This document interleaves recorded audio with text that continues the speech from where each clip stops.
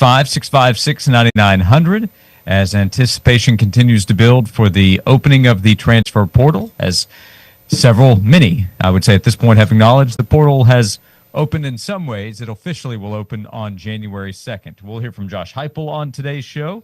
We want to hear from you, and we'll hear from VFL, former Tennessee wide receiver and fan of the NFC North first place Chicago Bears, getting ready for a huge Saturday night primetime affair with the second place Green Bay Packers. Jason Swain, good afternoon. How are you? Joshua, have I ever told you how awesome of a first name Josh is? It's such a great first name, man. Just awesome, man. Well, I think that it comes with some credibility and nice backbone. You have some people who have performed well with the name Josh. Yeah. I mean, hopefully Tennessee can put themselves in a position to add another Josh to the Tennessee family. I mean, you got Josh Heupel, head football coach of Tennessee. You got Josh Elander, a championship coach who's taken over as a head coach. Josh Ward, I mean, goodness gracious, the best sports personality in Knoxville. And someone would say. I mean, you look at... We can go some plural, yeah. You look at the portal here in a couple days, and... Well, there was a Josh that popped up. There's a Josh that popped up that, man, if you don't get Sorsby from Cincinnati, it might behoove Tennessee to take a look at this Josh. But who?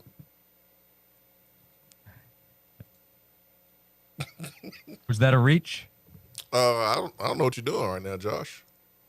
It might behoove Tennessee to take a look at another name, perhaps Josh Hoover. Oh! Okay, I got you. All right. Okay. Yes, behoover Tennessee. But I look at Josh Hoover from TCU, a guy that I believe Tennessee probably looked at this point a couple of months ago when they were trying to look for a quarterback after the spring concluded, but it was already too late. No one was going to leave their program after the spring. Like you didn't want to put yourself in that position if you were a player or quarterback at an established place. You couldn't live with yourself if you left and abandoned your program to come to Tennessee in May. But now you can leave.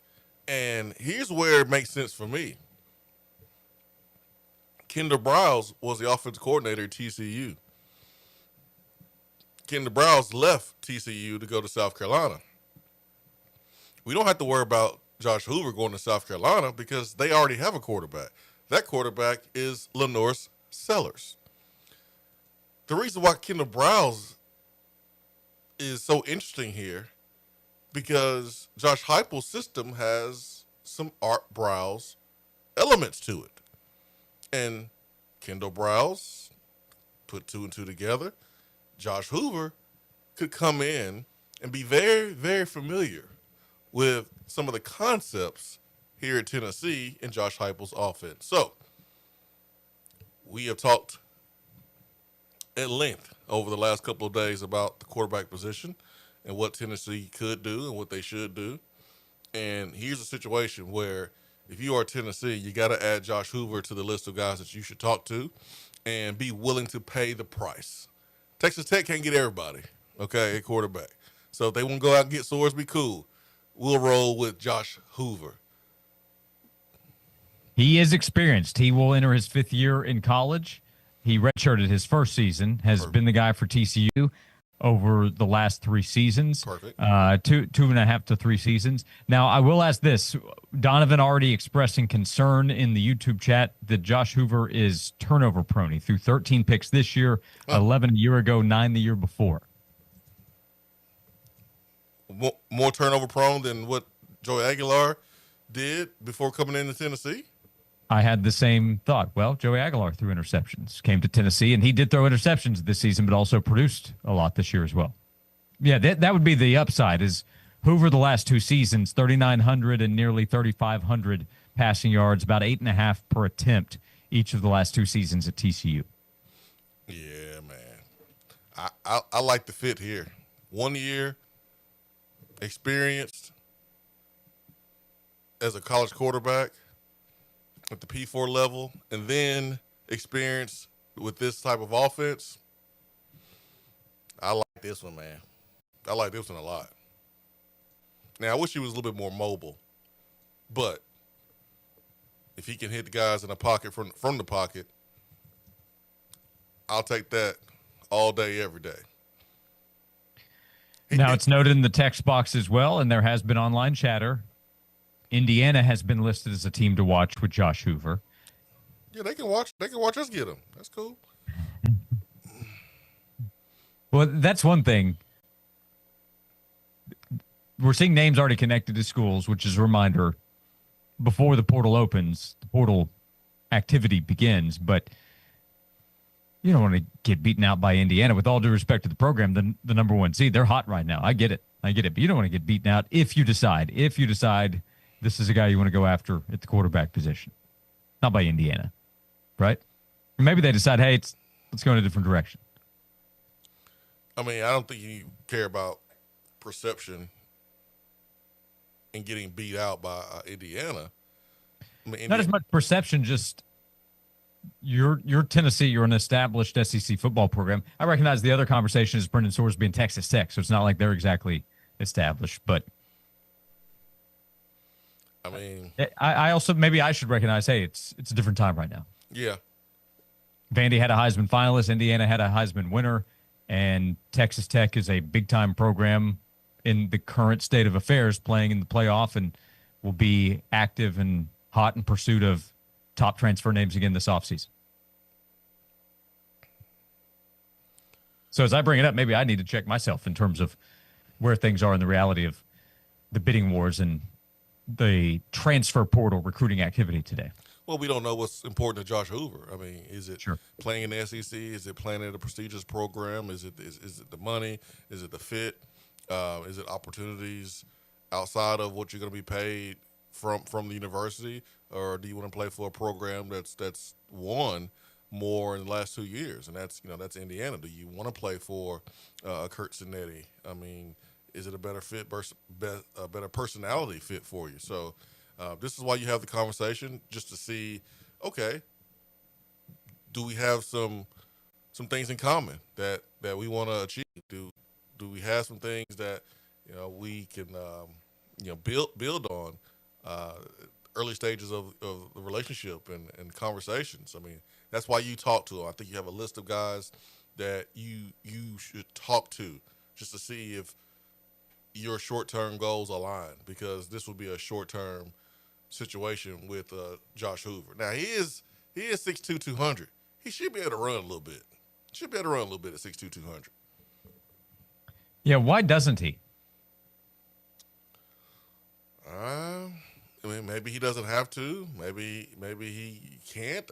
I haven't watched a lot of TCU games to tell you 100%, but I do think in today's age of quarterbacks, you want someone that's mobile, that can make plays outside of the pocket. You don't want them to rely on it too much and exit the pocket too early, but you would prefer a guy that's accurate from the pocket and also the ability to use his legs too. So I don't know, man. I think we should watch more of his film and see why he didn't have more yards on the ground and more opportunities to run. Was TCU just didn't want to risk it? Or is it something that just wasn't his strength? We'll continue the discussion. Do you have RSS feed built in? Do you have mobile notifications set up for Pete Nakos, Chris Lowe, Matt Zenitz? When you have portal entries, especially at the quarterback position, maybe you have it filtered. Do you have them set up as portal watch continues leading up to January 2nd? I'm ready, though. I don't have it, but I'm ready, man.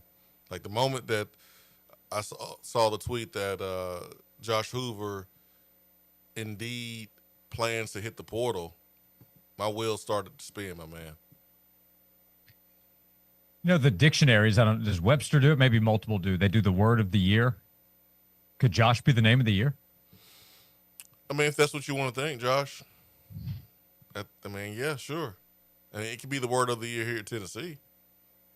Yeah, I was thinking more locally. I don't know that it's going to get the national respect it deserves, but locally, maybe so. I'm I'm all for it, man. I mean, little Josh and Josh. I'm sure that's marketable. I would like to think so. Chase texted in, check yourself before you wreck yourself. Josh, you wrote Josiah. Perhaps that was a typo, but I think that was meant for me. And Kwame, you're right. A guy just won the Heisman at Indiana. So it is a different time. Yeah, I recognize yeah. all that. Also, JH. somebody just texted in and said they've been catching up, and Bad Take Charlie never fails to reaffirm he is the Bad Take King. Is Charlie Collier taking the Bad Take throne from the man known as Bad Take Andy, our friend for so many years here at Cumulus? Um, I can't confirm or deny, so because I don't know about the take. I don't know the take today. I know a couple of days ago on National Maple Syrup Day, Charlie, I think, was putting down maple syrup in some way. Huh? Yeah. Yep. Putting down maple syrup. Oh yeah. I don't know what Charlie said today that got the name Bad Take. I believe it then. That's the new BTC. Bad Take Charlie. Stock's dropping. Man, how can you say anything bad about maple syrup? Yeah, I will admit to you, I like maple syrup, but I shouldn't say this. You already said it. I typically eat my pancakes and my waffles plain, no syrup, no anything.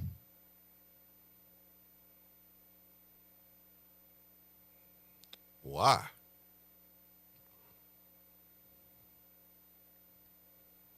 I like the plain taste. I like them as is. Oh. All right, man. That's cool. I said I shouldn't say anything. I could have stopped. Well, I'm not surprised, Josh. So it's all good, Yeah. man. It is all good, my friend. I am not surprised at all. But I just don't understand, man. Whipped cream or something. Put something on that thing. Yeah. Okay. Nothing against. I like those things too. Hey, man, you do you, Josh. You do you, man. I'm pretty sure all the other Joshes are proud that they share the same name as you. Yeah, Josh Heupel, Josh Eland are going to be sending a note to Jeff Jarnigan. You're going to have to change the name of that 12 to 3 show. It could be something in Swain. It can't be Josh and Swain. For now, it is. And we invite you to join us here on Josh and Swain this afternoon, 865-656-9900. If you'd like to be a part of the show, you can call or text in. We have bowl games this afternoon. We have the first college football playoff game tonight. We have big NFL games coming up Saturday and Sunday. We get you ready as we continue with today's show on Josh and Swain.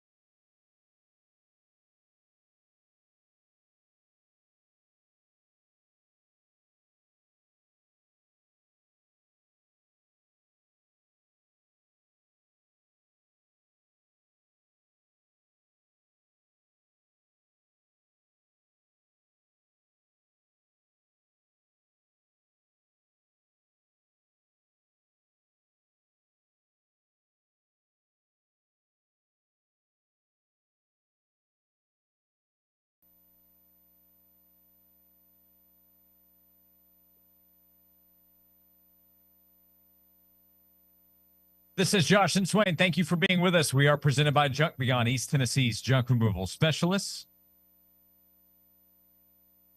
David says, bad take Josh after the pancake confession.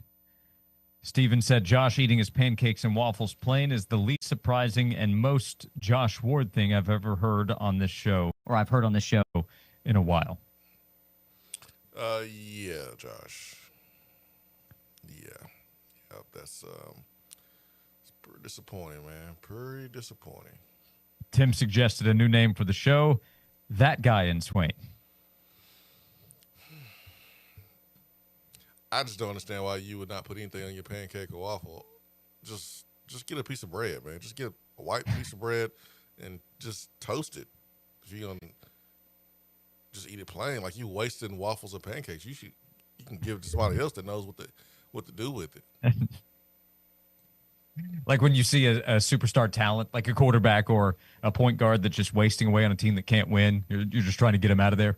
Yeah, I don't get it, man. Like a perfect Belgian waffle, fluffy on the inside, airy, crispy edges, and you're like, nah, I'm good. I don't want any maple syrup or anything. No, I eat the waffle. no strawberry, whipped cream or anything like that. Just give me the waffle, and I can see you getting like a pancake from like one of those pancake places up there in Gatlinburg and Sevierville, and they bring you a pancake. You're like, hey, you know what? I'm just gonna roll it up and just eat it with my hands. I'm good. No syrup. You should be escorted out of the building, Josh, if you do that. But hey, man, it's what makes you, Josh. You are unique. I can promise you this. There's not another Josh Ward that's like you, my man. You are unique. What I admitted last segment is that I eat my pancakes and waffles plain. I don't put syrup or anything else on them. Doc suggests that the authorities should check my backyard and property for any wrongdoing after the pancake and waffle confession. Well, that wouldn't be hard for authorities to be able to find your house, Josh. I mean, they're right up there at the front gate of the neighborhood. Matt suggests the new name of the show, Plain and Swain. God, that's spot on right there. Yeah, Chip with the same text. So multiple audience members who get the show. I will admit, you guys get the show. Plain and Swain. Plain and Swain. Junk Beyond. That's right. Although Tyler coming, he's got my back. Not everybody's got their back, but Tyler's got my back. Said, I also eat plain pancakes and waffles. Now, he says he hates maple syrup. I have nothing against maple syrup. But Tyler says, Josh, you are not alone. Well, whatever, man. Y'all can have that Aunt Jemima if you want to. I'm over here in this maple syrup. And now we just got madness in the text box. Cortenval says unpopular opinion, so he recognizes that. I don't like waffles, pancakes, or syrup. All right. Okay. What do you put on your hot dog, Josh? Not a thing. Nothing. Bun and dog. That's it. That is it. Yeah, we have different delays, so multiple Plain and Swain suggestions coming in. There's been a rebranding effort many times over the last 2 or 3 years. This one might take off. We'll see. 865-656-9900. Swain, we also had this question in the text box. How are players linked to schools? Is it not against the rules to contact them?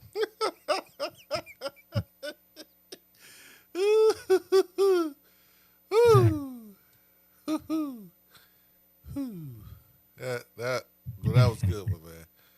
You have a player's representation that's talking to schools. That doesn't mean that the player's talking to schools. That's how you do it. Yeah. And the player's representation can talk to schools whenever they want to. Yeah, there are multiple parties. There are different people involved, but look, this question I think was asked somewhat in a joking fashion. It's a good question because it can be confusing. Wait a minute.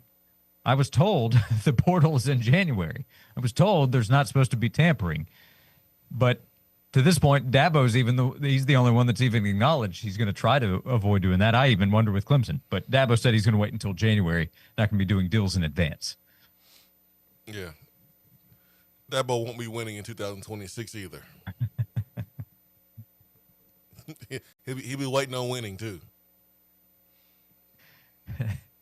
You think Clemson gets some calls? Their prospects like, hey, Clemson, I grew up watching. I loved watching what they did with Deshaun Watson and Trevor Lawrence. I loved watching what those great wide receivers were doing. They had playmakers on defense. I want to go play. Call Clemson. Nope. No callback. We'll call you back on January the 2nd. Yeah, they have a voice message set up. We will be out of the transfer portal office until January 2nd. We will be happy. Please leave your message. We'll be happy to return your call as soon as the portal officially opens. Yeah, that's hilarious to me because it's like you decide that you're going to follow the rules now, as if you've been following the rules the entire time. Like, come on, man. You don't have a roster that competes with Alabama and beats Alabama in 2 national championship games, and have a roster that competes with Ohio State if you are following all the rules. Like, I refuse to believe that. I refuse to believe it. But now you don't want to engage in tampering. Whatever, man. I think Dabo's tired of winning. I think he's tired of winning. I think winning has become boring to Dabo. I think this is more adventurous for him. Maybe this, you look for new challenges, right? Maybe this is the new challenge, taking on the change in the system. I mean, he's done such a great job, Josh, at Clemson, that he's like, man, I'm a little bored, man. Let me see if I can win without getting good players. Let me see if that works. I've won Maybe so much it's with good players. a Jimmy's and Joe's versus X's and O's case study. And we're starting to get the results firmly shown out there on the field, because the ACC was a mess this year and Clemson was nowhere to be found in contention. Yeah, I don't think that's about to change. That's not about to change, Josh, at all. But hey, he can do it his way, man. And Clemson, you can choose to do what you want to do, but Dabo has clearly said that he's doing it his way. He's the boss. That he is. 865-656-9900 to share your thoughts, your comments, your questions. 865-656-9900 to be part of the show. A few more texts that have come in. Kyle says a plain hot dog is way worse than a plain pancake. And Matt asks, Josh, do you eat cereal without milk? Do you? So I don't just pour cereal into a bowl and scoop it up with a spoon without milk. That's, I think, crossing the line. But I can take Cheerios, just pour them in the hand and scoop them out, eat them like that. Or, you get those little boxes, like a box of Frosted Flakes, something like that. I don't necessarily need to pour it in a bowl and eat it with milk to enjoy. Okay. I get it. That's cool. But it probably depends on the cereal. I'm not just scooping out Raisin Bran. That would feel a little odd. Okay. All right. I get that, man. Hey, Josh, you be you, man. You be you. That is a Josh and Swain, or Plain and Swain, as if it gets rebranded, policy. You be you. That's for everybody, and we appreciate you being with us and being part of the show. Call or text 865-656-9900. Josh Heupel meeting with the media. Hear what Tennessee's head coach said about the quarterback position. Jake Merklinger moving on. Question about Joey Aguilar's status. And you have a talented freshman coming in, Faison Brandon, to go along with George McIntyre. We'll continue the discussion, both sides of the ball. There was defensive conversation as well from Tennessee's head coach. We'll talk about it this afternoon and invite you to be part of the conversation. Jason Swain is here. I'm Josh Ward. We're presented by Junk Begon.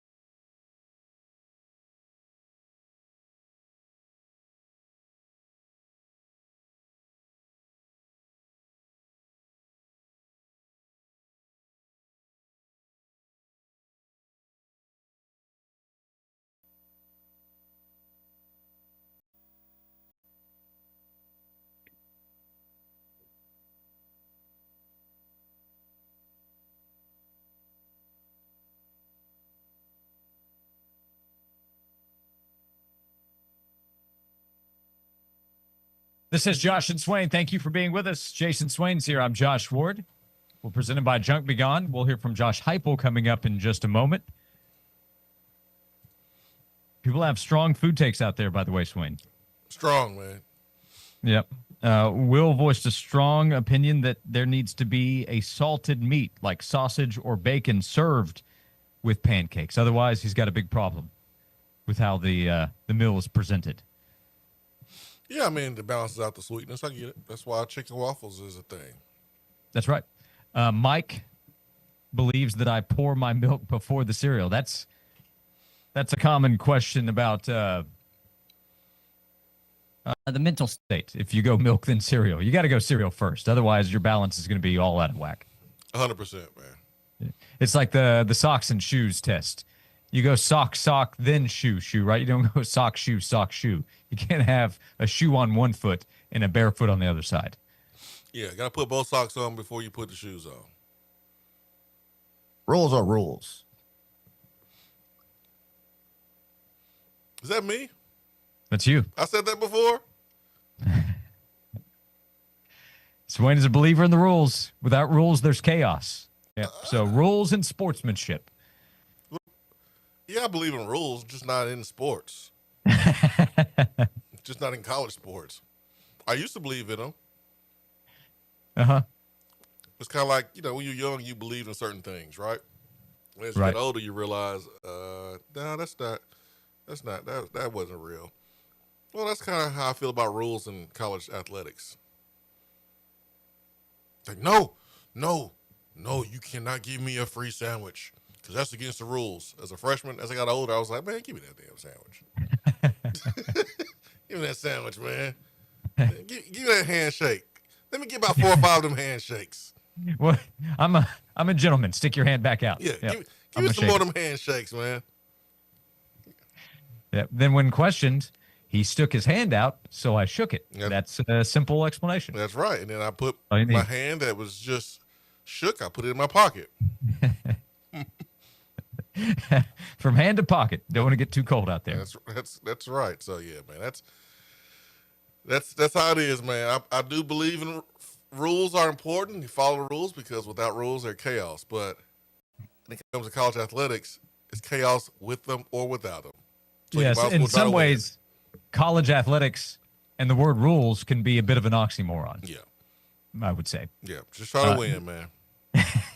865-656-9900. And Josh Heupel's trying to get the quarterback position figured out. And that includes the battle that will include a true freshman coming in, Faison Brandon, highly touted quarterback, George McIntyre, who will come back for his redshirt freshman season, maybe Joey Aguilar, but we don't know his status yet for next season. And Tennessee is trying to get that figured out in the meantime, so that can include another quarterback coming in through the transfer portal. The question was brought up starting with Jake Merklinger because he is on his way out. With his announcement, he will enter the transfer portal. But Josh Heupel yesterday meeting with the media talking about Jake Merklinger and where things are in 2025 looking for a new quarterback. I think it's like your entire roster where, there's moving pieces and, Jake made a choice that he felt like was right for him and support him. Jake's been a great teammate while he's been here and grown and competed. Obviously, George will be the number 2 here going into to the bowl game. And then as we finish that up and you enter into the portal, with everything that's going on with Joey and all those pieces, we'll look to put that position in a room to help us go compete and play for a championship. With the portal and all that, like I imagine conversations with quarterbacks, especially young ones, are different than it would have been like 5 years ago. How do you handle those conversations when you talk to George and Faison, who both I'm sure want to play early and have to, like, are you just honest with them, upfront with them about what you're thinking about, or how do those conversations go? Yeah, I think you have to be honest in today's landscape, and I think that's so that your players trust you on a consistent basis, and ultimately information's readily available to everybody too. So I think being transparent, open in those lines of communication, really important. And that's not just, transfer portal season. It's legitimately at every phase of what you're doing. Tennessee head coach Josh Heupel yesterday talking about the quarterback position. By the way, Swain, he was also asked, is there a timeline or anything exactly on Joey Aguilar needing to know. And right now that's up in the air. So there's not, but obviously Tennessee needs to know something as soon as possible, as does Joey Aguilar, but that continues to hang out there as well. Yeah, I think being honest with George McIntyre is very important. I think he deserves a right to know who they're going to bring in as a quarterback, because I think if you're George, and there's only so much you can tell him because you don't want it to get out, right? But if Tennessee's going out and getting a quarterback at a certain school at a certain level, I think if you're George, you feel like, okay, I can stay and compete and have a chance to win. If I don't win out, then I don't win out. I play a position where there's only one able to play at a time. And so it doesn't matter if it's Tennessee or somewhere else. If I get beat out by one guy, I'm not going to play. But I think if Tennessee is going out and targeting a Sorsby from Cincinnati or a Hoover from TCU, I think if you're George McIntyre, you will want to know that, because those guys are going to come in with a big price tag, and then the expectation is for those guys to start. And I think your battle is a little bit steeper to win that job. And I would love to know that if I was, George McIntyre. If you face on Brandon, yeah, you're going to come in and you're going to compete, but that shouldn't be an expectation. Like, I know you expect to compete, you expect to play. That should be your mentality. But with you missing a lot of time your senior year, looking around the college football landscape, understanding that it's okay to sit, it's okay to learn and develop. Like, Alabama brought in a really awesome player in Keenan Russell this past season, and people thought, oh yeah, he's really, really good. But if Ty Simpson comes back, that's going to be an interesting battle right there down in Tuscaloosa. But he was as highly rated as Faison Brandon is this year. Those guys understand it's probably best to sit it out. Like Rajah Bell's young son, was it Dia Bell, who 5-star quarterback, signed with Texas. Archer's coming back. He understands. He's about to sit, and that's okay. So, like, for Faison, I'm not really worried about him this upcoming season. But for George, that's why all eyes on him for me, because I think if you're Josh Heupel, you want to be as honest as you can with him about the caliber of quarterback you're going out and get, because I think if you're George, you want to know that, so maybe you can make a decision about what you want to do. By the way, did you see the report this morning that Arch Manning, according to Inside Texas, is going to take a reduced house payment share to help Texas save some money to spend elsewhere with its revenue share? What that supposed to mean? Is that supposed to mean? I mean, that's great. I think this is our first report of a player going at a reduced cost to his school to help open up revenue for other players. Maybe that's happened, but I don't recall it. Well, Manning comes from a background that, he's able to do that. Some guys. That he is. This is it. And he gets legitimate. We can roll our eyes and laugh about NIL. It's really just cash. He actually has legitimate endorsement deals with big name brands and gets a lot of money that way. Yeah, like, I love the approach the Mannings have taken with Arch Manning. I love it, man. It's been they should put it in a book and sell it. I mean, this has been picture perfect. And not everybody comes from the same backgrounds as Mannings, but that doesn't matter. Like, you can still learn a lot it's about the mindset and approach. Yeah, it's the approach that they have taken. Like, you still can learn a lot as a parent. But yeah, like, he don't need to take any money from Texas, honestly, because he has all these other endorsement deals, and they're in it for the long haul. Like, they have the end game in mind, and that's him being a top 5 pick, possibly next year. And then if he goes to a market like Eli went to or Peyton went to, he's gonna make all that money up plus some. It's the long game about with the Mannings and Arch Manning. That it is. We'll continue the conversation with Tennessee's quarterback position, the defensive side of the ball as well, with Jim Knowles taking over as Tennessee's defensive coordinator. We invite you to be part of the show, 865-656-9900. Nate noted that it's not a real cereal unless it changes the color of the milk. Another text says, I'm always eating the generic Fruity Pebbles with marshmallows right out of the bag, so no milk needed there. And then Sean suggested that I probably drink unsweetened tea with my crumpets. Jason Swain is here. I'm Josh Ward. We are presented by Junk Beyond. We appreciate all the interaction on this Friday afternoon, getting ready for playoff weekend in college football, a big NFL weekend, including Swain's Bears against second place Green Bay. Tomorrow night, we come back and invite you to be part of the show with us here on Josh and Swain.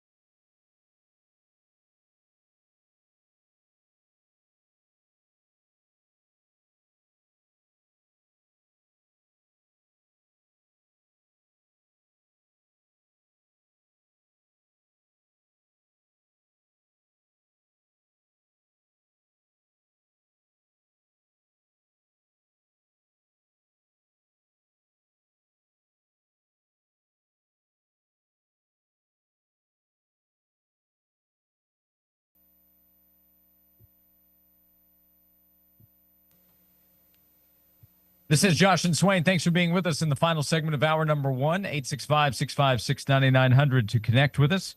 We'll be with you until 3 o'clock. Every day we are presented by Junk Beyond, which can help you with the year-end cleanout. Junkbeyond.biz is their website, junkbeyond.biz for Junk Beyond. Swain, are you familiar with the story of Kyrie Walker, who has started to get more media attention? He is a basketball player. He is 25 years old. He is looking to play college basketball. I'm trying to see for sure. I think he has a semester of eligibility. I think that's what has been determined. He has a semester of eligibility. That's what Jeff Goodman said. 1 semester left. According to his agent, he's drawing interest from Fresno State, Texas Tech, Louisville, Rutgers, Tennessee, Michigan State, Kansas, Maryland, FSU, Cal, UTEP, Mizzou, Washington. Ton of schools. That's what his agent told the Field of 68. He's 25 years old. He just finished playing in Mongolia, was set to play in China, but it looks like he has a semester of college eligibility remaining and could command 6 figures, so he might come back to the United States to play. He has played in the G League previously. He was in the class of 2020. So 25-year-old Kyrie Walker, according to his agent, is looking to go play college basketball for, as I understand it, a semester. He's eligible immediately. Well, I mean, I think it's clear where he needs to go between Tennessee and Louisville. We proved that on the basketball court earlier this week. Yeah, if he made his finalists into a bracket, one just advanced, I would think. Hey man, sports are weird.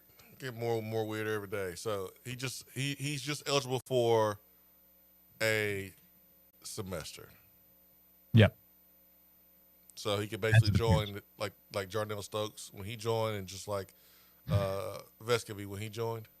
Yeah, when he came out of Hillcrest Prep in Phoenix in the 2020 class, so I guess that would be coming up on 6 years ago, he was a top 250 player, 6'5", 200. I don't have his measurables right now. I imagine he hasn't grown much, if at all. But, yeah, Kyrie Walker, 25. He's played in the G League. He just finished playing a professional season in Mongolia, was set to go to China, but according to his agent, is looking to come back to the United States to play some college basketball before continuing his professional career. Wow. Although you could also reply, well, no. College is professional now as well, and this would add to that. Just an interesting story to pay attention to, especially with Tennessee's name being linked to Kyrie Walker. What position he play again? 6'5", 200. I would think he's out there on the wing. Yeah, he was listed as a small forward as his official position. So yeah, a wing prospect. I mean, can he shoot? I mean, if he can shoot, bring him on. If he can't shoot, then that is still a question that remains. Some shooting on the wing for Tennessee. Yeah, I mean, I'm pretty sure he can shoot if Louisville is interested in him. So, man, let's go. We got some money in the NIL budget still. Yep. Another report. He'll be in Las Vegas this weekend to watch Fresno State face UNLV, Maryland, Sac State. Remember Sacramento State? They have a bunch of NIL money. Cal, Tennessee, and Kansas have recently reached out, according to this report from The Athletic. College Athletics 2025. It's quite a time. We come back. We have plenty of time for you to join us. 2 more hours to go. 865-656-9900 to join us on Josh and Swain.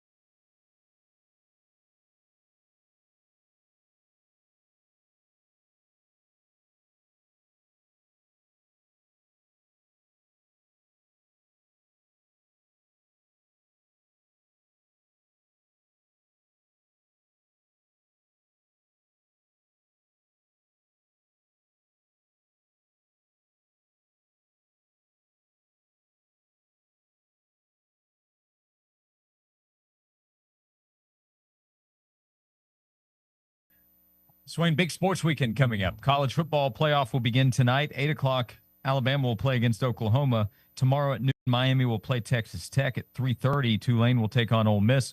And then tomorrow night, 7:30, James Madison at Oregon. Those are all Eastern times. And then in the NFL tomorrow, 5 o'clock, Philly and Washington.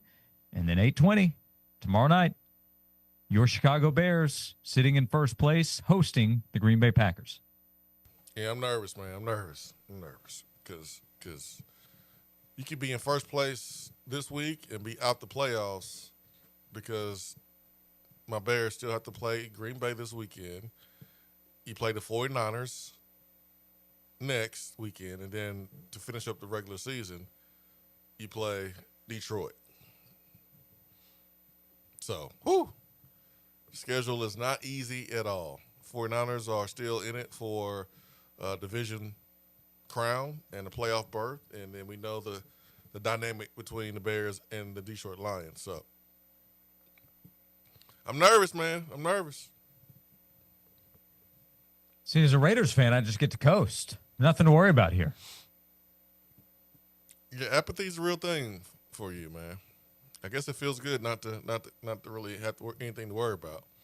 Now, it's weird because it's not a big quarterback draft, and the Giants don't even need one, so I don't know how much it affects things, but they're going to play the Giants, I think, next week, and that could be for the number one pick. So, hey, there you go. There's something to play for. So, I guess you'll be rooting for the Giants, for the betterment of the Raiders, I guess, right? That's a tricky one. The last time they had the number one pick with Jamarcus, probably should have gone in a different direction. Well, Lane tried to tell the bosses there. Yep. Number 2 pick was Calvin Johnson. Yeah. Don't worry about it, Josh. It's okay, man.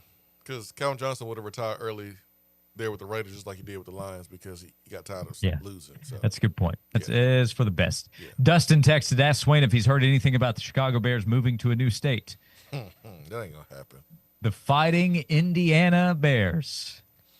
That's not going to happen. They go to Champaign? Where are they going? Champaign Bears? Well, Champaign is in Illinois. I'm sorry. Yeah, Champagne's in Illinois. That's where University of Illinois is. But northwest Indiana would be like Hammond, Gary. That area. Yeah, you don't want no part of Gary. I'm just saying. Yeah, I'm sorry. The Gary Bears. That's right. You're already you're split fandom for this bowl game because you're Fighting Illini fan with your ties to the state of Illinois and then obviously the University of Tennessee.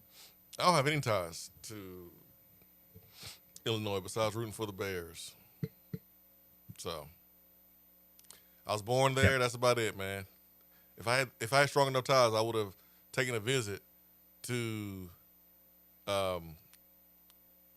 Illinois, but I didn't. So nope. It's Quincy says Gary, Indiana. That's where they could go. They'll get this worked out. They'll still be the Chicago Bears. The Warsaw Bears, suggests Bruce. They definitely need a new stadium. The field surface is terrible, one of the worst in the league, and it'll be great to have an indoor stadium to be able to do other things there with concerts and things like that. But if you do that, you'll be the only team in the division with an outdoor playing surface, and then you will give the Packers kind of an advantage if you play them on the road, play them at their place. So, yeah. How about the playoff games tonight? Bama, Oklahoma. What do you think? Well, I'm rooting for Oklahoma. I think at the end of the day, man, Oklahoma's defense is going to impact Alabama. I think home field advantage is a real thing. It's hard for me to believe that Ty Simpson, without the running game being consistent this year for Alabama, that they'll be able to generate the same type of success offensively that they did at home, even in a loss. I mean, they still outgained Alabama. I just think that Oklahoma's defense, man, they've been doing it without their best player for a couple of weeks. They get him back. at the end of the day, I think Oklahoma's defense is going to overwhelm Alabama. So I think early in the week I probably picked Alabama to win, but I'm going to go with Oklahoma. It's been such a weird build-up to this game for Alabama because the Michigan storyline has created all this conversation about Kalen DeBoer's future. And even though there's been the reporting on extension talks there, and Kalen DeBoer put out a statement over the weekend, and then he, at the beginning of the week, said, yes, I will be Alabama's coach. It's continued to be talked about. There's even been some national talking head conversation of could his job be in jeopardy? Like he could be fired if they don't win this game, which I don't think is silly. That's on the table here. That's silly because, like, yeah. You ain't gonna do anything, Bama. Like, that's like quitting your job before you have a job. If you fire Kalen DeBoer, who you gonna get? Who you gonna get that's better? So no. Josh Pate did drop something, I think on Bussin' with the Boys about Marcus. What did he say? Well, he said that Giants job still open, New York Giants job, and watch out for Marcus Freeman. He's not saying it was a done deal, but he just saying like Marcus Freeman continues to be a target, and the Giants job is not filled, and with Michigan job being open, don't think Marcus Freeman will take Michigan because he's a Ohio State alum. You would never be able to walk that back. But let's see what happens in Notre Dame. Marcus Freeman.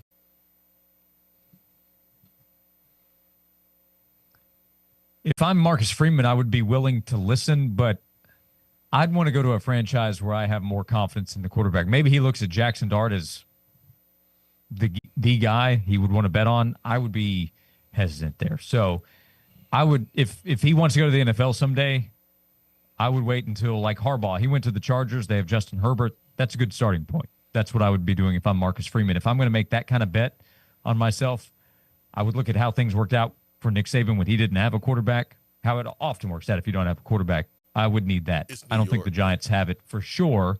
The Browns have been talked about. Absolutely not. So I would need that if I'm Marcus Freeman. No, man. It's New York, man. It's New York. I know where it is. And they have great young pieces. They haven't missed when it comes to young pieces in the last couple of years. Now, they have talent.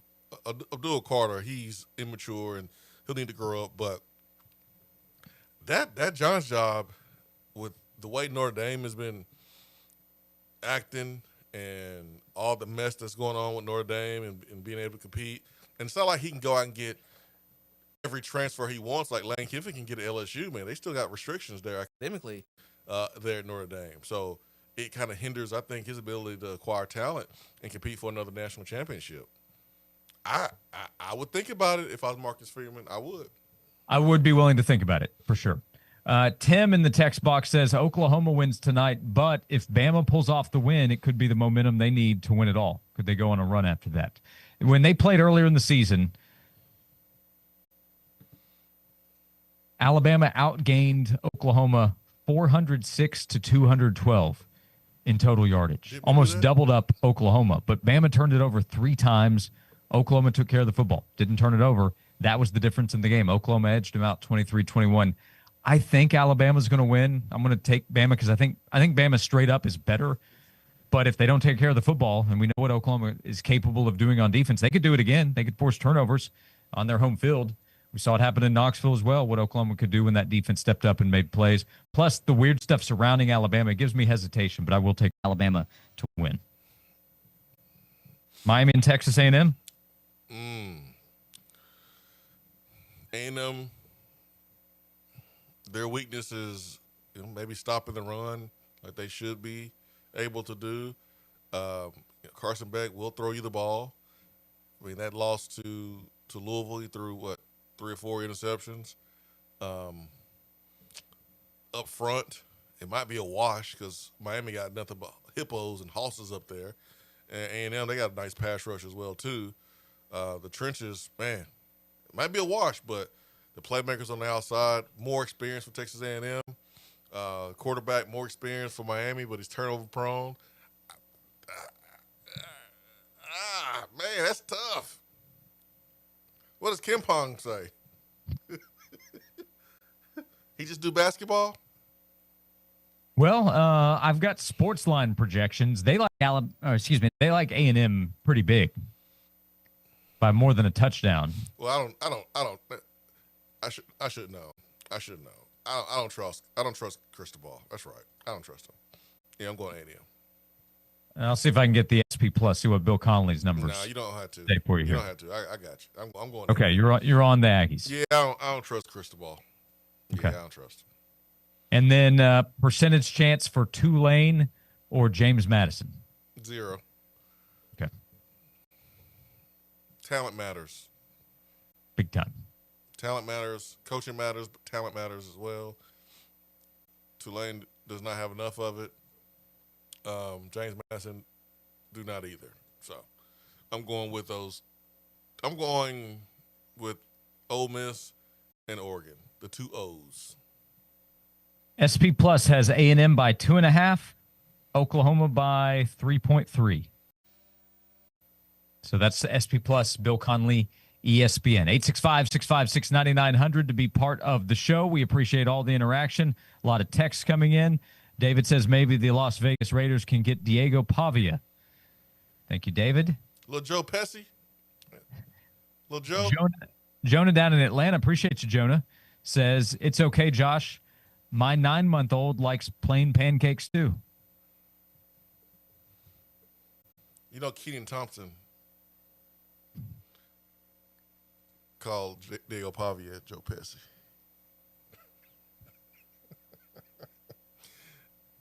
I have been able to get it out of my mind. It's so funny because you know Keenan Thompson and Kevin Hart host a sports show. I think it's on like Amazon or Netflix or one of those two, and they were talking about Pavia in the Heisman, and dude, it's hilarious. I'll send it to you so you can watch it during the break. But I haven't seen it. I want to see it. Keenan called Diego Joe Pesci, so I was rolling, man. I was rolling. But Maybe yeah, the I think Raiders that'd be can great, get Nico. man. So Nico and Diego Pavia, those are the two suggestions from our loyal audience who support us both. Might as well, Josh. It can't get any worse. How could it? Yep. They beat the Patriots on the road this season. That was the Raiders Super Bowl. Was that even this year? What's that? Was that this year? Yeah, the Raiders have 2 wins this season at New England, remarkably, and at home against the Titans. 865-656-9900. As we continue the conversation, a lot of strong food takes today, as I let it be known that I typically enjoy my pancakes and waffles without syrup or anything else on them. I don't know why you did that. Thank you for your calls and texts. As we look for more of them, we talk more Tennessee football. We get ready for college football playoff action and a big NFL weekend coming up as we come back, presented by Junk Beyond on Josh and Swain.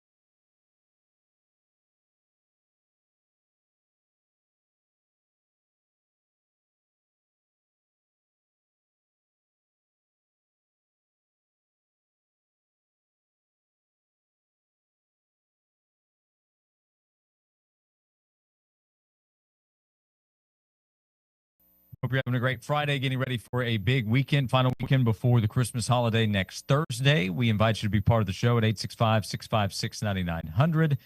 Kenny asked, will Pete Carroll be the Raiders coach next year? Swain, I would expect the answer on that one to be no. It's probably going to be a sad finish to what was a great coaching career for Pete Carroll. Why not? Why not, Josh? I'm not going to dignify that with an answer. I mean,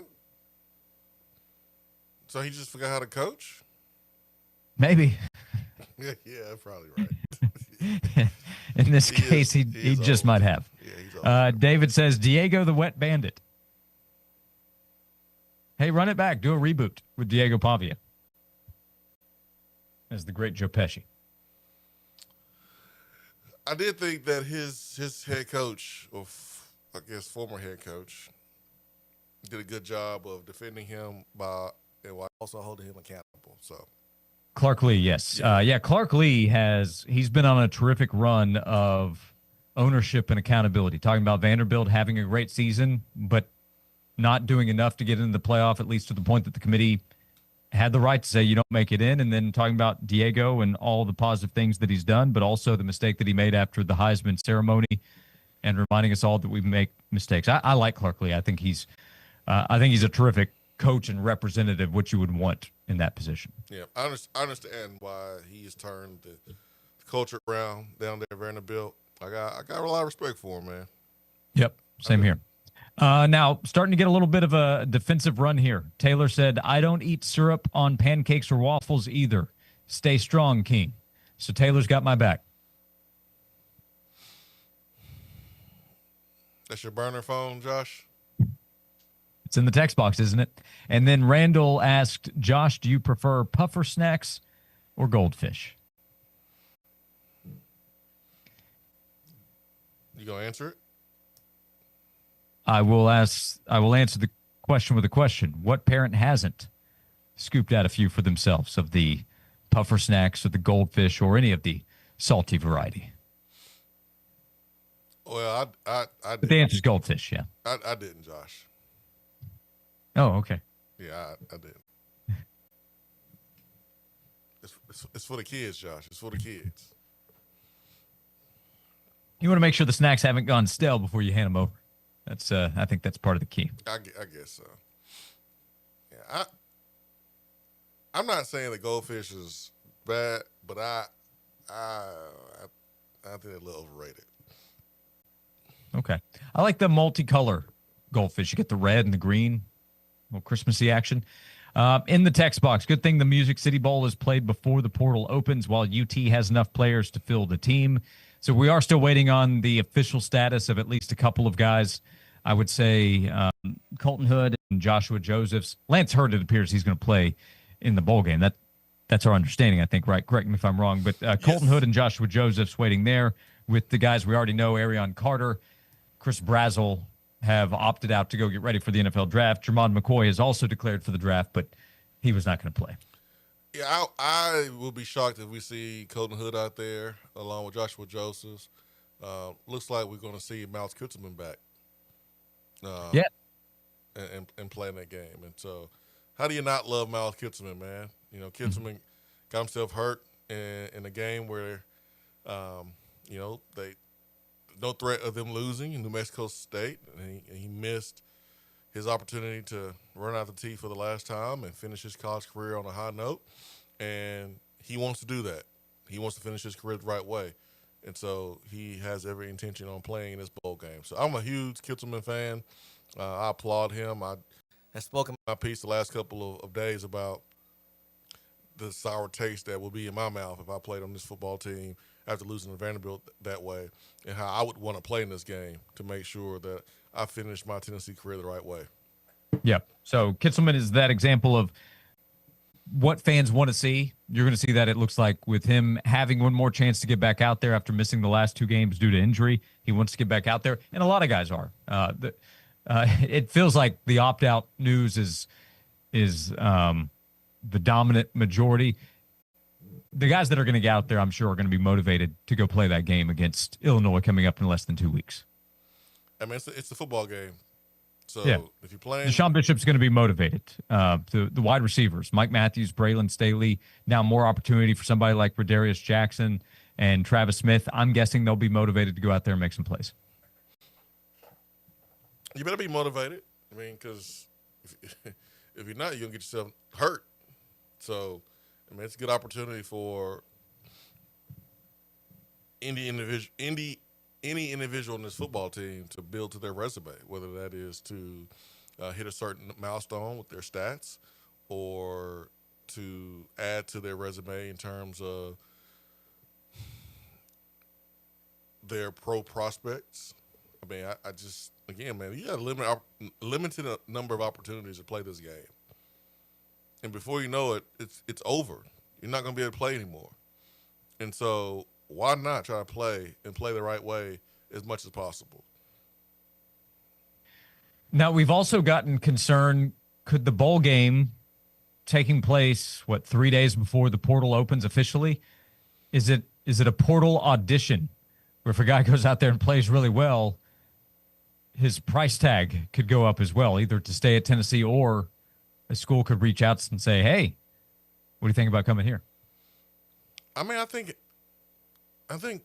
you're always being evaluated. Like, I don't think anybody on this football team status will change after one game, an Illinois game. I mean, if you play consistently all the year long, okay, what you did all year should matter more than just one bowl game against Illinois. Now, if you are a different team and maybe you saw a flash from a player in the bowl game from Tennessee because you got a chance to watch them, and maybe normally you don't get a chance to watch them, then you decide you want to reach out and get a little tamper action in, then I'm sure that, I mean, that I wouldn't be surprised if that would happen. But I think for Tennessee, like you're not saying, yeah, we're gonna pay this guy this X number amount of dollars, and then the bowl game happens and a guy has a good game against Illinois, and you're like, oh no, man, we underestimated him. We should pay him more. No, I don't buy that. I don't buy that. Does Joshua Josephs have any eligibility remaining? No, he has one game remaining. And again, the expectation, I believe, is that he will not play in it, but he played in all 12 games his freshman season. So Josephs is out of eligibility. So if he's opting out of the bowl game, he would be just moving on, preparing for the NFL draft. RT Tyler in the text box, Swain, says Swain and Miles Kitselman are both Gumps. Makes sense that Swain likes him.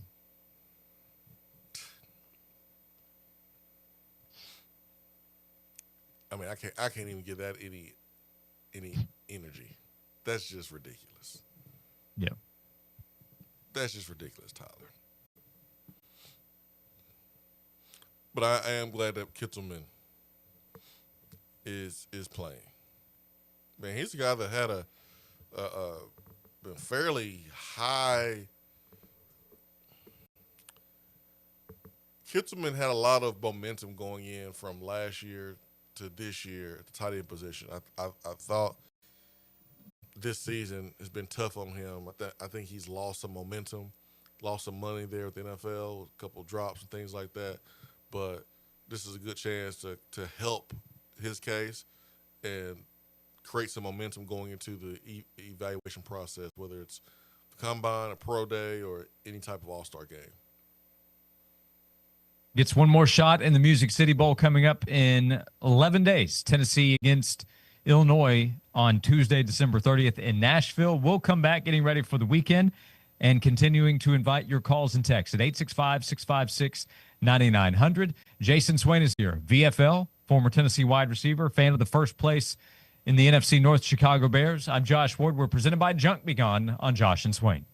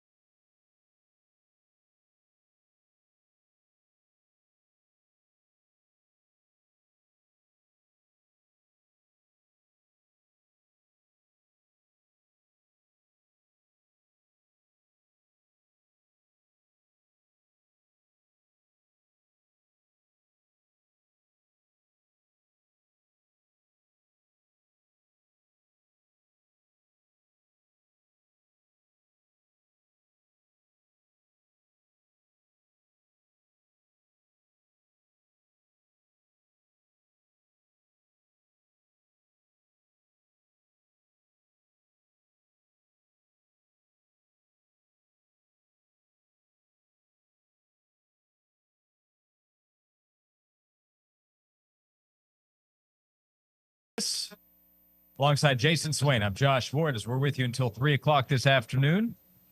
Presented by Junk Be Gone. We have a text from Wayne in Knoxville who asked this, Wayne, don't we need to get a highly rated running back as much as we need a quality quarterback? Our offense is run first. As much? No. Quarterback is way more important than running back. You have a proven RB1. Easy. Yeah, Deshaun Bishop comes back after an all-SEC season. Yeah, like you got a proven RB1. You don't have a proven QB1. So to say you got to get a running back as much as quarterback, I just don't agree with that. But it would be nice. It will be nice to add a running back to the room because you need more guys that can make people miss in space and give you the home run effect. And Peyton Lewis has improved as a running back, but he's gonna have to make guys miss better if this offense wants to maximize their opportunities. Like, I just think it's tough on the offensive line to have it blocked up well, and then the running back is tackled in space by one guy, two arms around two legs. Like, and listen, it can happen. The improvement can happen in the offseason. We saw Deshaun Bishop's ability to finish runs, long runs. He did it against Alabama. That was something he didn't do when he was backing up Dylan Sampson. So you can improve in the offseason, and that's the major thing for Peyton Lewis. But I think the room, if Dwayne Morris can't be that guy, then I think if you are Josh Heupel and you are Darrell Sims, maybe looking at the portal for another running back may be a good idea. But I don't think it's equally as important as the quarterback position. Yeah, I don't think anything is. We agree strongly. Tennessee needs help on the interior defensive line, at the safety position. Running back probably does need to be addressed or looked at depending on what's available there in the transfer portal. But quarterback is where you start for many different reasons. Yeah, for sure. For sure. So one of the names that has popped up most recently, yesterday afternoon, news came out that Josh Hoover from TCU is going to go into the transfer portal to go along with some of the other names we've talked about, like Brendan Sorsby from Cincinnati, Sam Levitt from LSU. We've had some messages about North Texas's quarterback. Those are some of the names I think we've talked about this week. I'm probably missing one or two that have popped up. But obviously at the start of the week, DJ Lagway from Florida is when we'll see what happens with him. But Josh Hoover is somebody whose name was connected to Tennessee back in the spring when Tennessee needed help. So at least something to pay attention to. Well, On3 is going to put out their transfer quarterback rankings, and Sorsby is number one. But the North Texas quarterback is right up there at the top as well, actually ahead of Josh Hoover. Josh Hoover below Dylan Raiola, too. So there's a nice selection of quarterbacks so far in the portal, and who knows, we may see more in there. Tennessee just has to get the right one. Yeah, this season for North Texas, Drew Mestemaker, who he was a redshirt freshman, completed 70% of his passes, 4,100 yards, 31 touchdowns, 7 interceptions. Now, he'll be in his third year. What's his timeline look like? Because we've been talking about a Sorsby-type player with a year to go, Josh Hoover with a year to go, as you would still think in 2027. At that point, you'd like to see George McIntyre or Faison Brandon take over, which still could happen if Mestemaker came in. And everybody probably recognizes his level of competition was lower. Against USF, he was 30 of 46, 336 passing yards, threw 2 touchdowns, but 3 picks in that game. I watched some of that. That was a Friday night game, high scoring, and USF put up 63 points on North Texas. Against Tulane, he was 21 of 34, 2 touchdowns, again, 3 interceptions. So against maybe the 2 best teams, certainly 2 of the best teams they played this season, he threw 3 interceptions in each of those games, both losses. Give me a guy that can throw the ball with accuracy, that possesses leadership qualities, and can use his legs a little bit. If a guy has 1 year or 2 years, like that doesn't really bother me. Like, I'm not saying no just because I'm ready to commit to a young player that haven't even proven whether or not he's worth being committed to or not. Like I just can't do that. By the way, one other news item out of the state of Texas in college football yesterday, Swain. Will Muschamp headed to Texas. He will be the defense coordinator for Steve Sarkisian and the Longhorns. I am not looking forward to going up against him. That will be Tennessee's SEC opener next season. Texas in Knoxville. Man, he's a great defensive coach. He's going to bring the intensity. Steve Sarkisian said he's going to be the head coach of the defense, basically going to allow him to focus more on offense, which is what I thought he was doing in the first place. It seems like he just threw his former defense coordinator all up under the bus.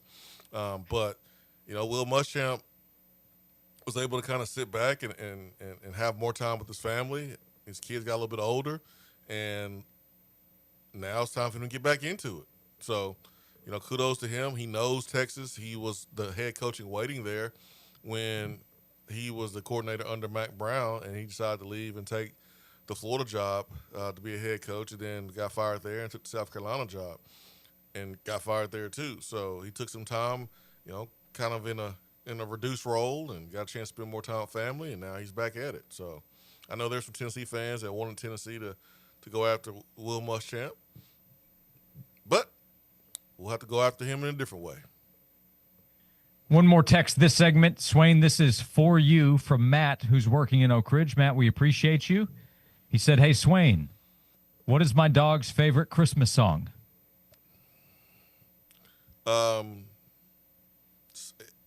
Silent Night. Don't be barking. Be quiet. That's actually a pretty good answer. Matt says the answer is Up on the Rooftop.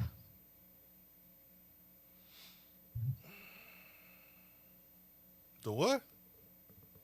Roof. It's roof. Yeah, woof. Roof? Up on the rooftop. But you don't need to say it that way. You can just say roof. Because this sounds more like a real bark, though, than woof top. Like, you don't need the W. You just keep the R there. Rooftop. It sounds like a bark. I should have let you read it. Your delivery is better than mine. Well, I mean, all you got to do is has some Georgia fans. I'm sure they will understand that, roof sounds more like a bark than woof.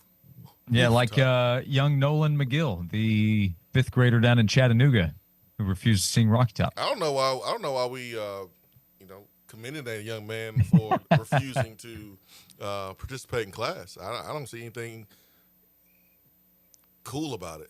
I mean, I think he should get an F. Down in Chattanooga, it's created a lot of division, but Georgia fans are applauding him. Kirby Smart said they're talking about putting together a statue for young Nolan. Try to get it up before the Tennessee game coming up in 2 years. We'll come back. One more of the segment. Ashton in the YouTube chat. Swain, how did the snowman pay for his groceries? With cold cash. Okay, that's good. That's a good one. I did rip off the Santa parking joke last night. How'd that one go over? Well, I haven't dropped it on the youngest two, but the oldest one, she just walked away. Okay.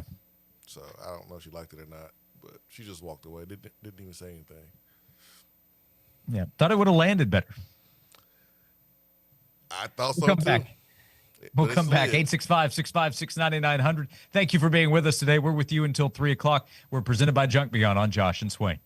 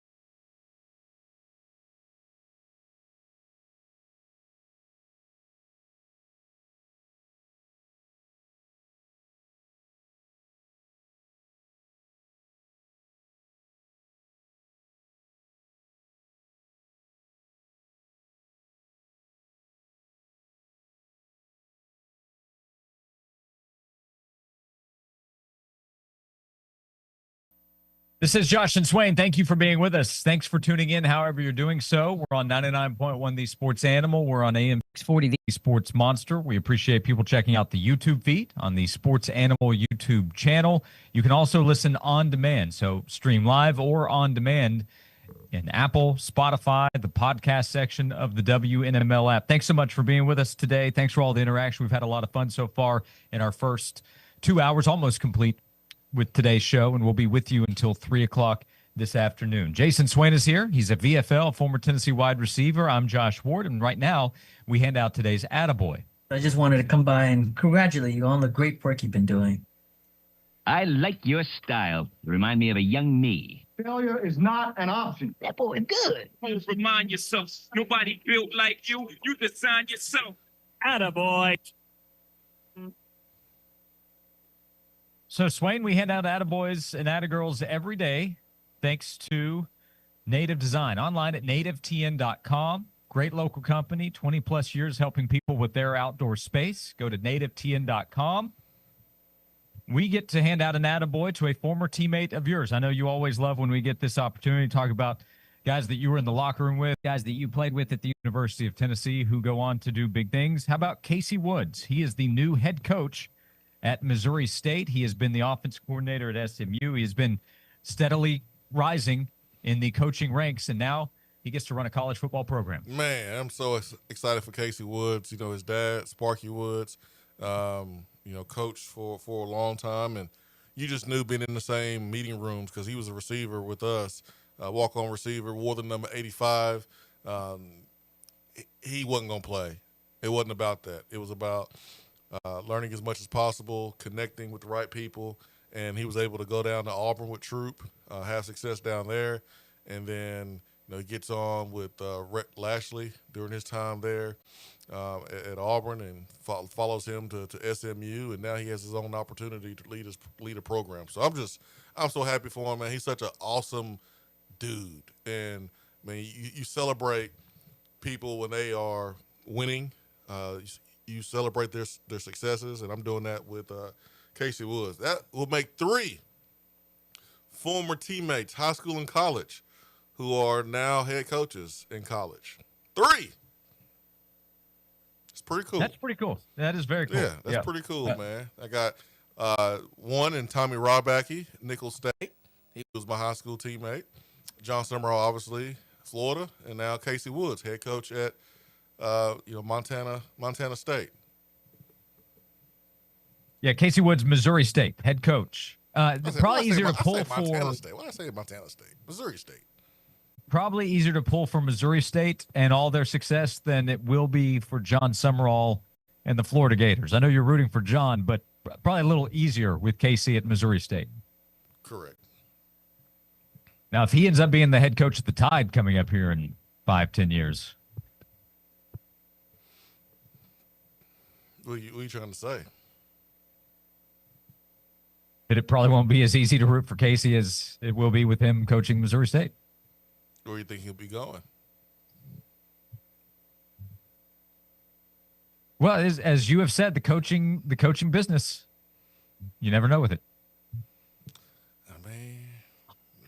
I'm not trying to create any Swain divided storylines here. This is our Attaboy segment. We hand out an Attaboy today to Casey Woods, a VFL, Swain's former teammate, and now the head coach at Missouri State. Congratulations to Casey Woods. I'm sure his family is just so thrilled about this opportunity for him as well. We hand out Attaboys and Attagirls every day thanks to Native Design.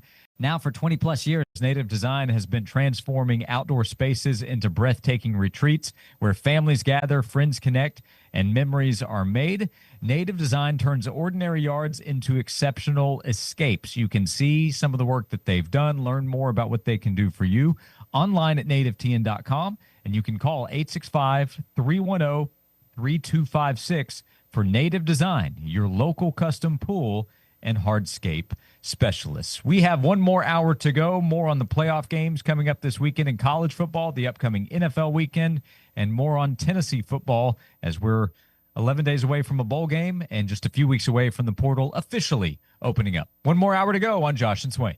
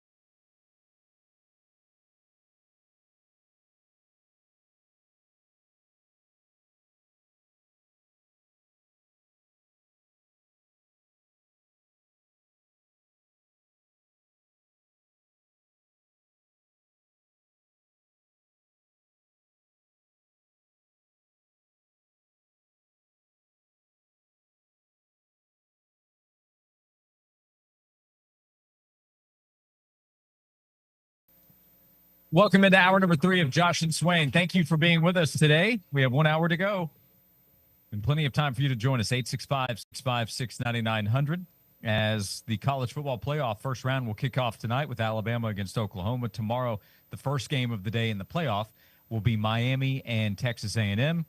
And then in the mid-afternoon, Tulane will play Ole Miss.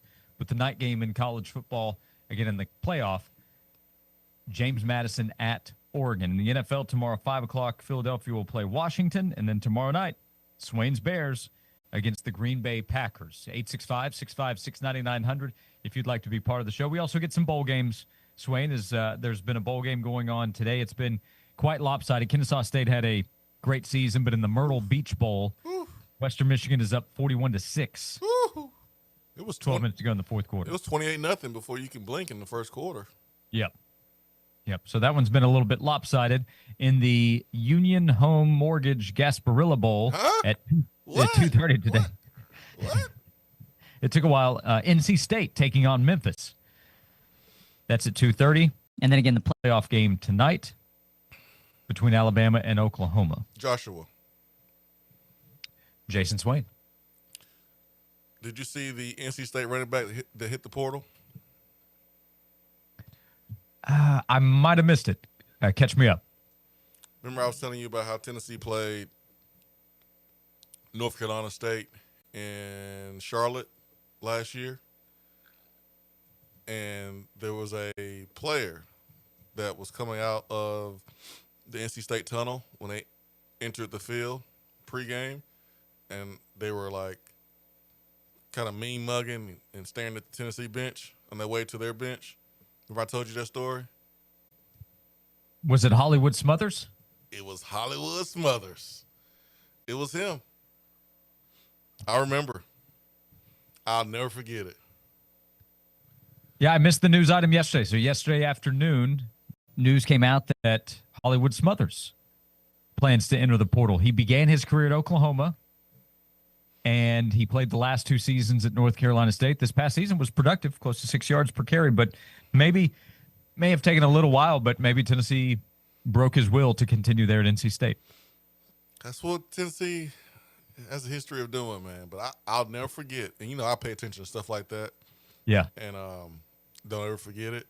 But, I thought it was funny that he hit the portal. And, I understand these guys hitting the portal because especially from schools that are not going to compensate their players like other schools will. And if you're a good player, why not take advantage of a once-in-a-lifetime opportunity? We get asked what you think about Bo Perbula. He's the Missouri quarterback who is planning to enter the transfer portal after last year transferring to Missouri from Penn State. He was productive for the Tigers this season. I mean, is he worth 3.5? 3.5, 4? I mean, that's what he's going to be commanding, right? As a starting SEC quarterback. I mean, you're at Missouri. Yeah. I mean, what? I mean,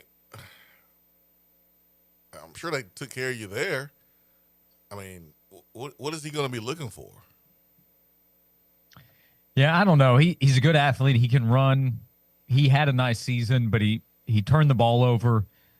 He didn't have great performances in their best games. He did suffer an injury there midway through the season, and so anything that happened after he came back, I don't look at it the same way. But against Bama, 2 touchdowns, 2 picks. Against Auburn, no touchdowns, 2 picks in a double overtime win. Threw 2 picks against Oklahoma. That was, again, after returning from injury. But yeah, for Tennessee, I don't think so, especially if he is able to command a lot, and there are only so many quarterbacks out there. I would think not for Tennessee. I mean, I would pay the extra $1 million for a better quarterback. Yeah. That's just what I would do. I definitely wouldn't pay him money that is well above George McIntyre and Faison Brandon because he would have to compete with those guys for sure to win the job. But if you pay a huge sum more, that guy's getting the job. No, thank you. I'm good on him. Okay. I'm good. Brendan Sorsby? Back up the Brinks truck. We'll watch with other names as well. Josh Hoover, a name we've talked about today with the report yesterday that he will go into the transfer portal. It's a lot of quarterback talk, and we've talked about that being the top priority. That does not mean the defense is being ignored. Jim Knowles is the new defense coordinator. So when he's in kind of a planning phase, he's taking over in observation as Tennessee, as a team, is getting ready for a bowl game. Knowles is planning for next year. That will include what they need from a player perspective, what the coaching staff might look like. Yesterday, Josh Heupel met with the media, and he talked about Jim Knowles. He was asked what it looked like, what Josh Heupel was looking for in a defensive coordinator, to then land on Jim Knowles as the option for that. Guys that have the ability to fit what personnel you have. And I'm saying that because we got really good personnel, guys that are coming back and being able to take advantage of their traits where you're not starting over from ground zero. The ability to control and command all three levels, the ability to build championship level defenses. And I already talked about the culture piece as well. So I think it's, a combination of putting all of those things together is what we were looking for, the right fit, and why we're excited about Jim. So, Swain, that's Josh Heupel yesterday talking about what they were looking for and how those pieces match with what Jim Knowles can bring to Tennessee's table. Yep.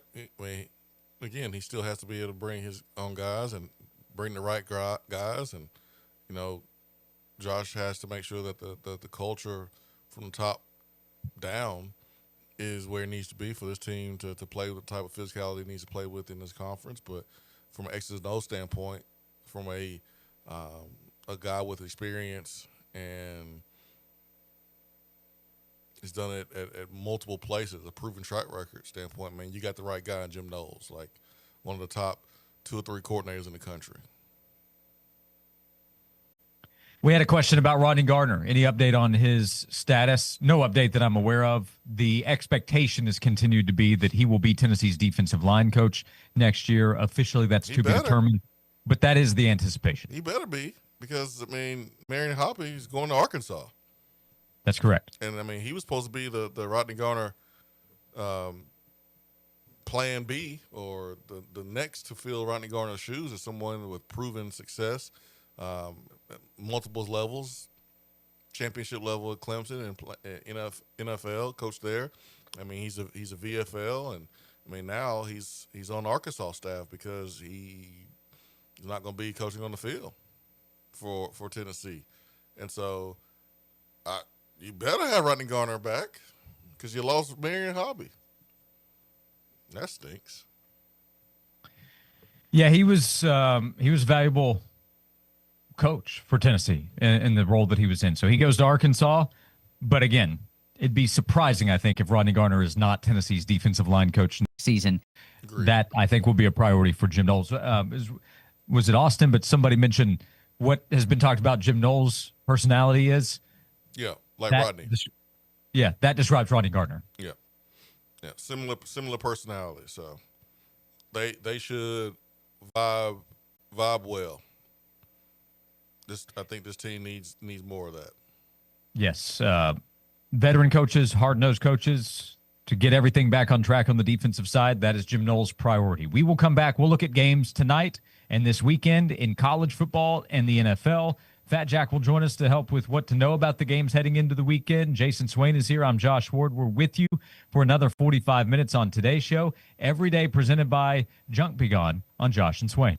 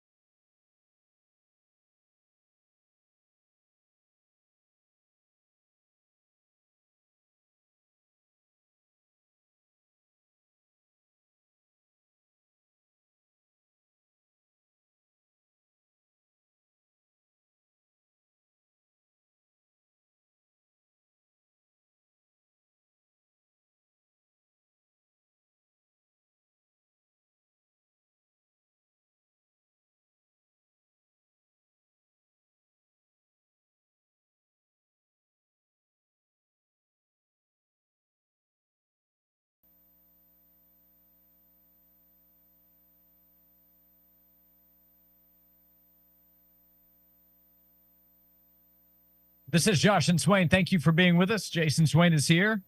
I'm Josh Ward. We are presented by Junk Beyond, East Tennessee's junk removal specialist. We'll be with you until 3 o'clock on today's show as we plan on checking in, catching up with Fat Jack in just a moment. Swain, I think we can answer this pretty quickly. We were asked in the text box, why would Tennessee play Joey in the bowl game? The answer is probably to try to win it. Yeah, why not? Try to win. I imagine the thought there as well, play George to get him some reps, but then he'd still be your backup, but he's your starting quarterback. He's going to be the starter for the bowl game. It's a different situation than it was when Tennessee played in the bowl game in 2023 when Joe Milton was the quarterback, and you knew who the future was going to be. You knew that was Nico. Yeah. You knew it. You don't know it's George McIntyre's the future. And you can listen to that and go, well, that's why you should play him. No. That's why you allow Joey Aguilar to finish what he started, who has done everything right for you, leads the league in passing, wants to go out on a high note. You allow him to do that. George has had his opportunities all season long in practice to prove to the coaches whether or not he can be the guy next year. And so you don't need to see him play in the game to see if he's going to be the guy next year. He could play well in a bowl game and still not be the guy next year. He can play bad and be the guy next year.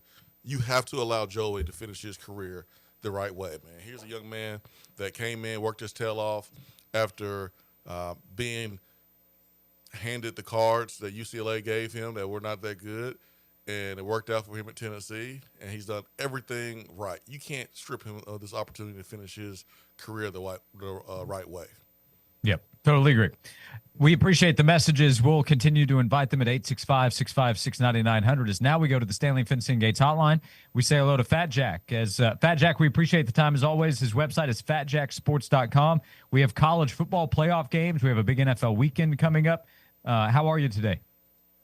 Doing great, actually. I'm doing pretty good. My daughter got her phone stolen, so we're dealing with that. We just got into Vail. Excited about betting these games. Actually, have Western Michigan going right now. That'll move us to 10-2. Again, 10-2 over the last 4 days in football and basketball combined. 2-0 in basketball on Monday, Tuesday, Wednesday. Went 0-1 yesterday in basketball. And then in football, we won Monday, we won Tuesday, we won Wednesday, and we lost last night. All that's posted and documented under the website. Western Michigan going right now. Basketball coming later. Obviously, a play going this evening. So fatjacksports.com if you're ready to make some money. Get signed up. It's less than $100 a week when you go through the Super Bowl. And as I said, if you just signed up on Monday, you're 10-2 this week alone. So excited about this weekend. You guys doing all right? Man, doing great, Fat Jack. What do you think about that Bears-Packers game? A couple starters are going to be out on both sides. Packers, a lot of the defensive guys, and then the Bears, a couple offensive guys are going to be out. Yeah, I don't think anybody really knows right now what to do with either of these teams as it relates to the spread. That's why the number's been jumping the fence. We've had both these teams being as a favorite, both as an underdog. So if you are betting this game, make sure that you're being a good enough steward of your money to get the right line. Because both these teams have been favored. And what I mean by that is Green Bay, recency bias tells you they're not having as good a year, as good last week as they had earlier in the year. 4-8 against the spread their last 12 games. So that's not great. But they've been really good in this series versus the Bears. They're 11-2 against the spread against the Bears. So really hard to kind of figure out which Green Bay team you're going to get. Also, when you look at the Bears, and we've talked about this before, they have been a huge benefactor of turnovers. The turnover margin's been very, very strong. If that doesn't continue, where's their threshold? Where is their limit? How good a team is this team? We're going to find that as we go forward, as they have some of these games that they're not not plus the turnover category, which is obviously super important. Better play in this game to me is on the under. You have both these coaches that, especially Green Bay, but both these coaches will lean toward a conservative game plan, trying to keep Caleb Williams out of bad situations. Don't turn the ball over to Green Bay. Don't get in third and long. So I think we'll have a lower scoring game. Chicago, 4 of the last 6 games have gone under the total. I suspect more of that this week, kind of a more conservative game plan on both sides. So under the play is the best play of the game. If you're playing a side, it's going to be a little bit like last night, in my opinion. Last night, if you had Seattle and won, you were a little lucky. You had the Rams and lost, you're a little unlucky. So some of those games each week, as everybody knows, are going to be that way. I think I put that in this game in that category. The side's a little too close to tell. Let's go under the total. Fat Jack with us, fatjacksports.com. Before we get to the college football playoff games, anything else stand out that you would point to in the NFL this weekend? Yeah, so two big things this week, and frankly over the next 2 or 3 weeks. You want to find you don't be leery of teams that have nothing to play for versus teams that have something to play for, and automatically say, well, that team's got something to play for, so they're going to show up against a team that doesn't. Anybody that's ever played at that level knows that has nothing to do with the outcome. Some teams are bad. That's why they have nothing to play for. And we'll try to find some consistently bad teams. But having nothing to play for has nothing to do with whether they play hard or don't play hard or win or don't. They're playing for contracts. They're playing for their future. They're playing for their fans, all those type of things. So people just think because the Chiefs are out. Or last week we had New Orleans playing against Carolina. Carolina with everything to play for. New Orleans with nothing. New Orleans wins. You'll have as many of those spots going forward, actually a few more teams that have nothing to play for, beating teams that have something to play for, simply because value's created based on the $50 guy that walks up and says they have something to play for. They don't. Let's play this team. It creates value toward the team with nothing going on. So that's number one. Number two, teams that are bad and have no way of fixing it, and we can take advantage of that. Last week I had Philadelphia minus the points. They won 31-0. I had Jacksonville minus the point, big number. They won by a ton. Some of these teams, they can't fix what's going on. So Las Vegas is one of those teams. Las Vegas is lost. Lost offensively, lost defensively, bad quarterback play. They've got one pass rusher. Their coach absolutely needs to take his gloves off, retire, go play some bingo or something. Is no business at this point. They are absolutely lost. Houston, number one defense in the league. They're getting them at home. I don't think Las Vegas is going to have any way of scoring the football. I like Houston, and I play under in that simply because both these teams trend under 4. Houston's under 4 of their last 5. Las Vegas under 13 of their last 20. So about 66% to the under of their games. Under in that game. The other game, a team that's sneaky, getting good or getting better at the right time. They're not the horrible team we saw earlier in the years. New Orleans with their quarterback situation. He's had over 240 yards last time out. The Jets are another team absolutely lost on both sides of the ball. Totals going over with them, not because of anything they're doing offensively. They just stink defensively. New Orleans minus the points is another one of those situations. We're looking for consistent teams that'll be either really good each week or bad each week. Those are a couple of them. Fat Jack with us, fatjacksports.com. Bama, Oklahoma tonight. Miami, Texas A&M. And then we have some games with lopsided point spreads, but they can still be interesting. What do you think, Fat Jack, with the playoff games this weekend? Yeah, so let's start in reverse because it gets a little more boring with my breakdown of the two big spreads. I absolutely think that these type teams have a place in the playoffs. If you don't, you're the type of guy that cuts somebody off at Walmart. I mean, because if you don't want everybody to at least have an opportunity to have a seat at the table, and you really don't care about college football, you just care about your team. You care about your conference, the SEC. You've got to allow teams like that to at least have an opportunity to go recruit against some of the bigger boys and say, yeah, we're not in that conference, but we definitely are going to be in the situation where we're going to have the opportunity to to be able to play in those games. So I think there's a spot for them for sure. They need to expand to 16. Having said that, I think both these teams probably get blown out. Ole Miss, far and away better. They outgained them 548 yards to 282 last time out. They won 45-10. The other one, James Madison, has a chance to cover. I worry about the teams resting players late because they have bigger games on the horizon. Either Ole Miss or Oregon's up 24 in the fourth. Maybe you get backdoored there. Better spots in the other two games. Alabama, OU, very evenly matched teams for different reasons. Alabama has some problems that OU will be able to take advantage of, similar to what they did when they played at Alabama. O-line is bad. They're only averaging 3.6 yards a rush this year. Only had 209 yards total offense versus Georgia. Alabama only had 80 yards rushing versus OU. Translation, they're going to spend a lot of the day in third and long. Brent Venables' defense is really good at making you pay when you get in third and long. He'll confuse your quarterback, have you throwing it to windows you think are open that aren't. I think they'll take advantage of that. So I lean toward OU. The easier play on the game, though, is the under. OU's been under 11 to 13 games this year.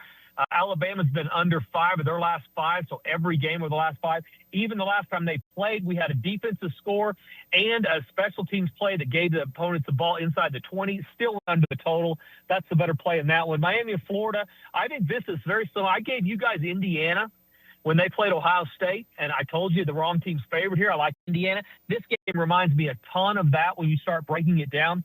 Texas A&M's played literally nobody.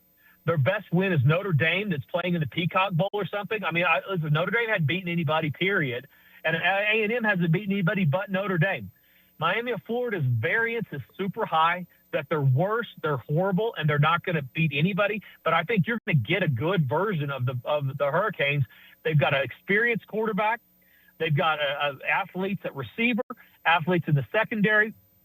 I expect them to show up, and I think that they win the game straight up. A&M not good against the number as well.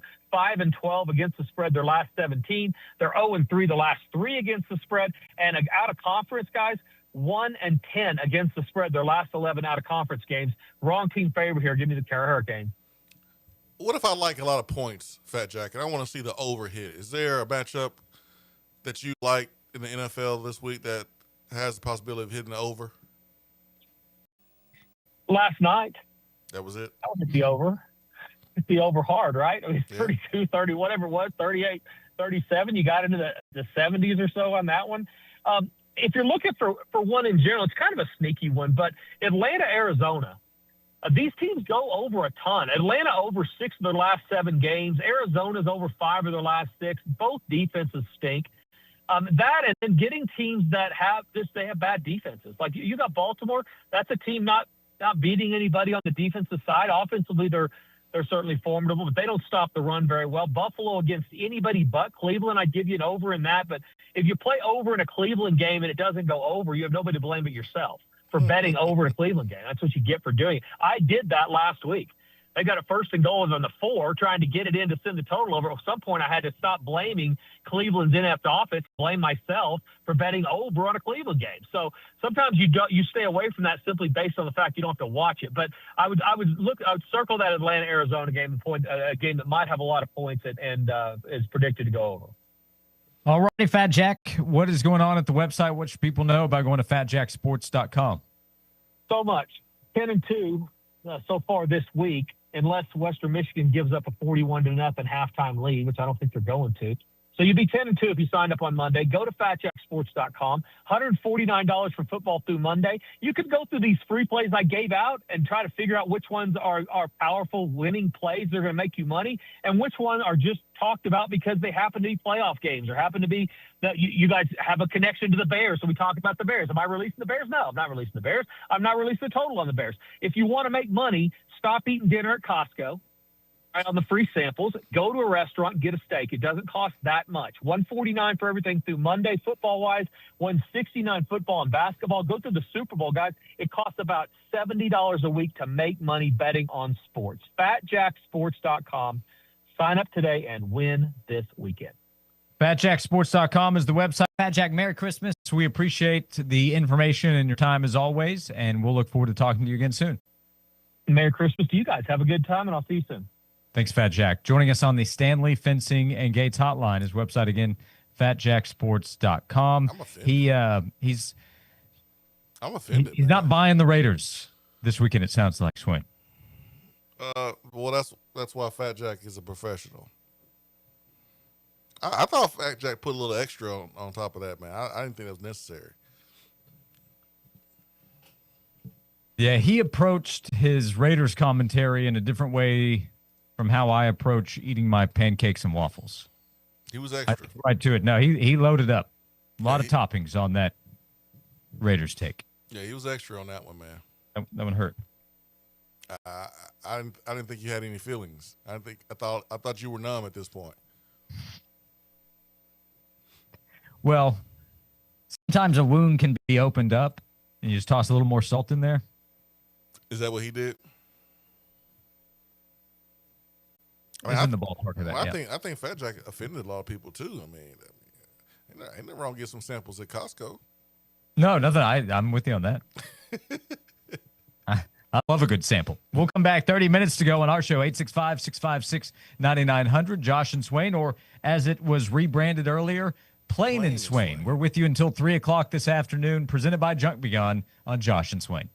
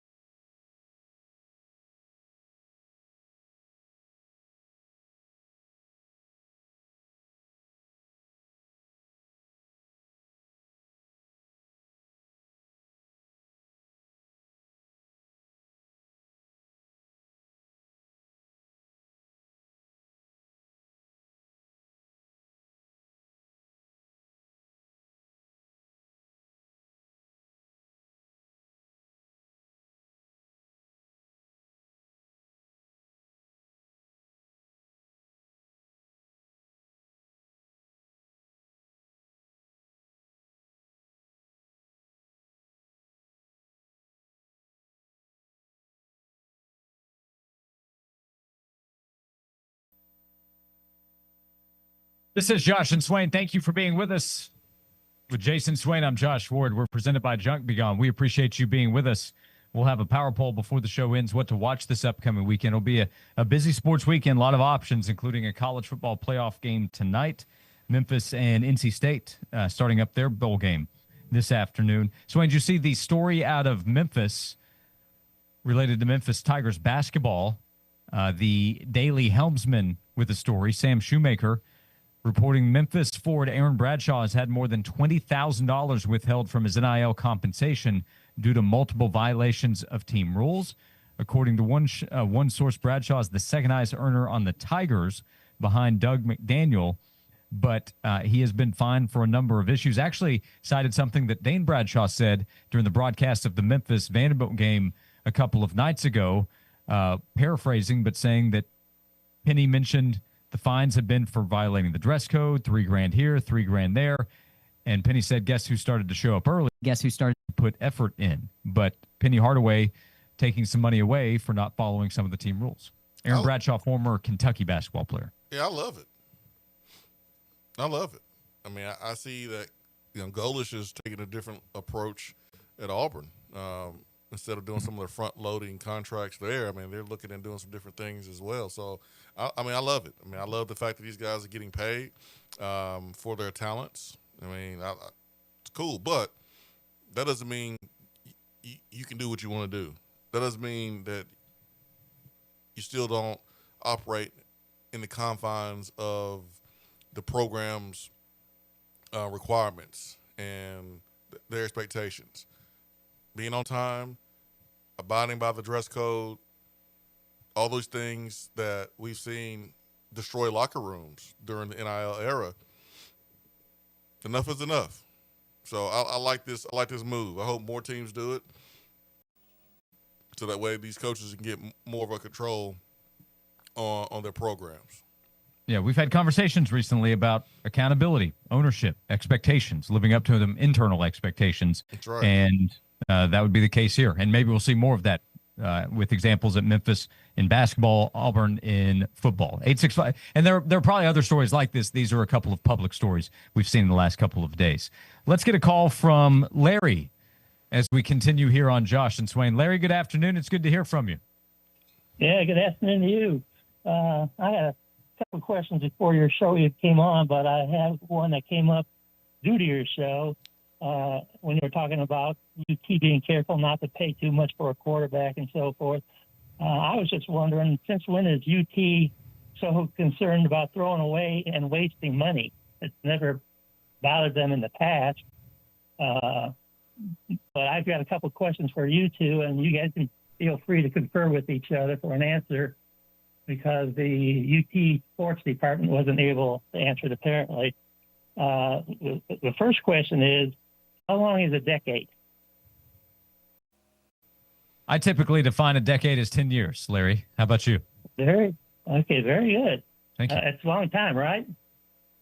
Well, the days are long, the years are short. Okay. Second question, what's the difference between a raise and a bonus?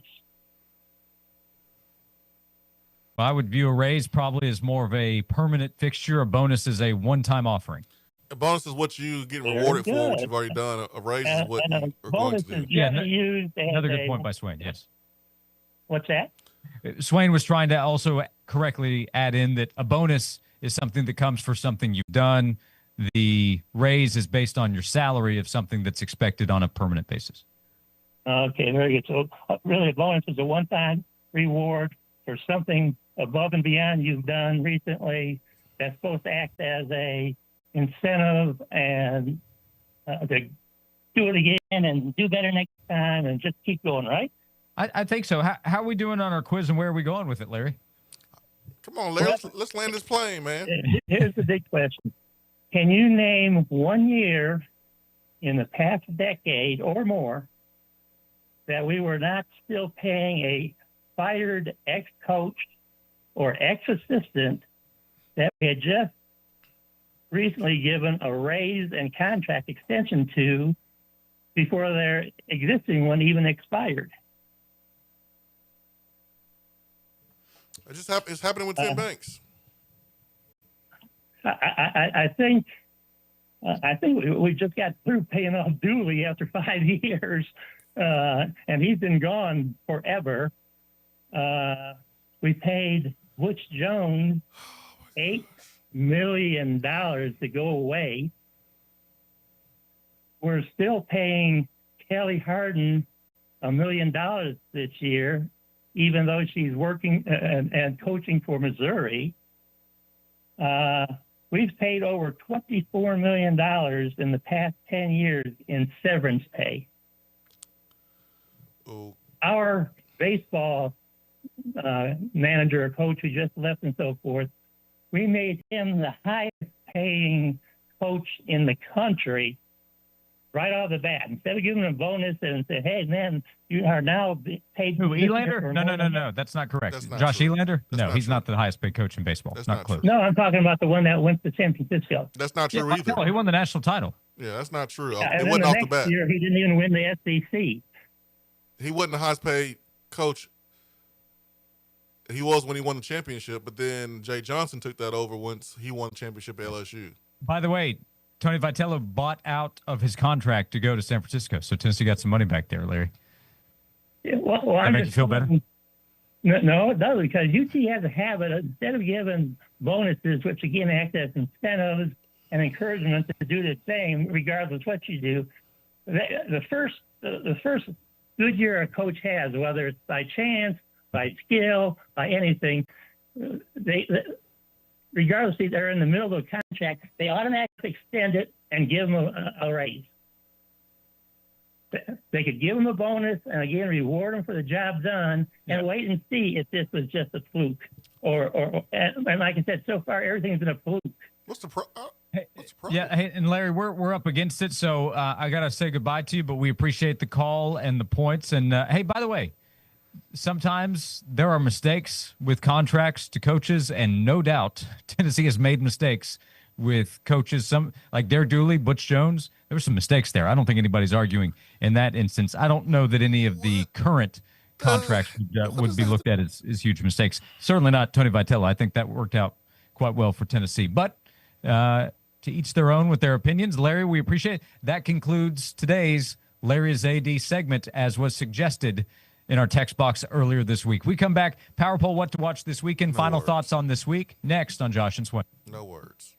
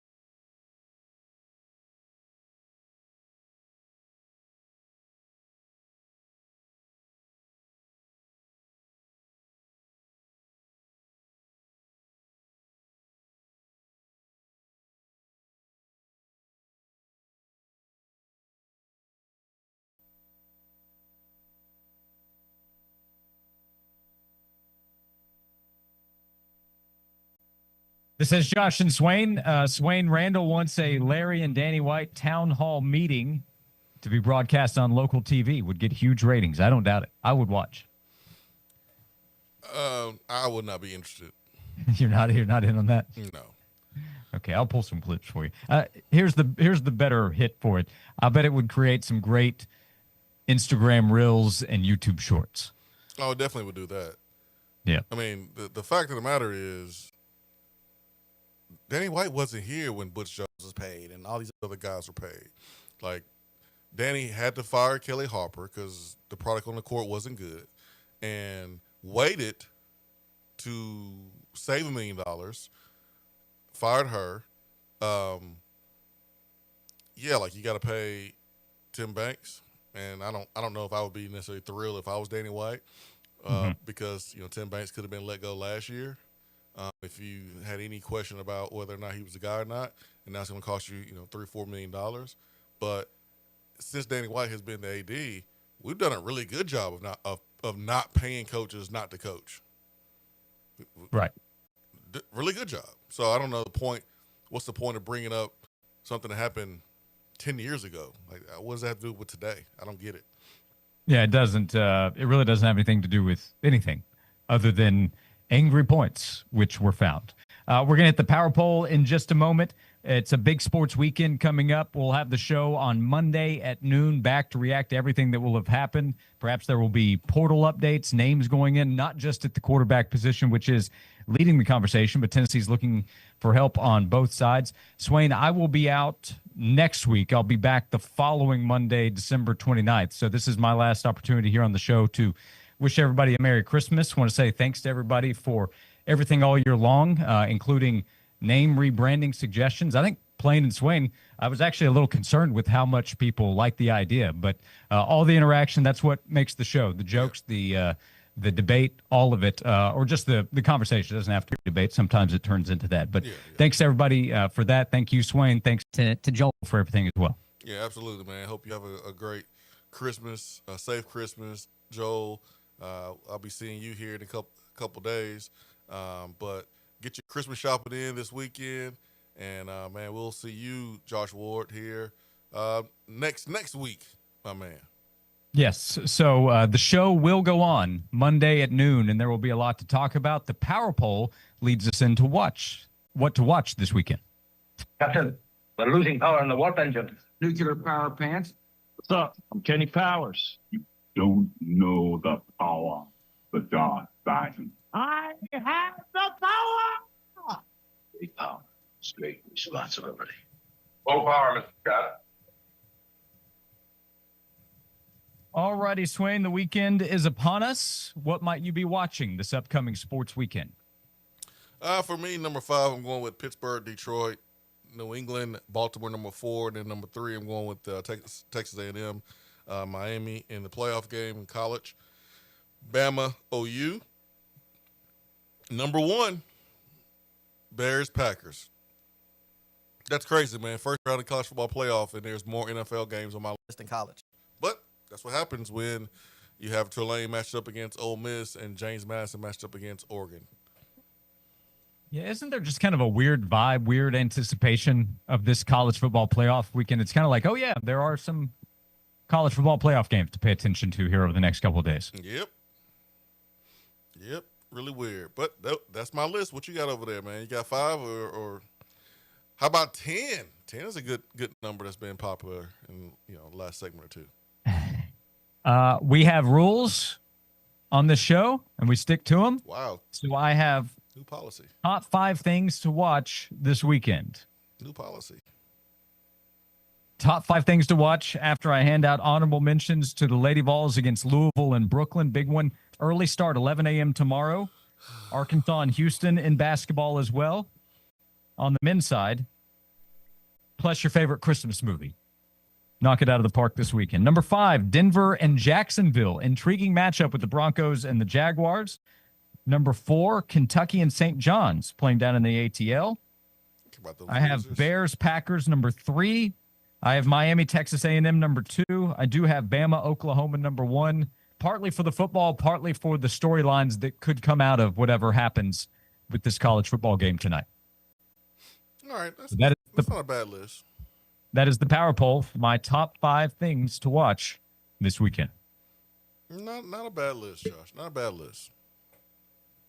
All righty, Swain. I think that does it. I think we said it all. I think we did. And if we missed any part, then we can say it next week. And you can tweet it if you want to.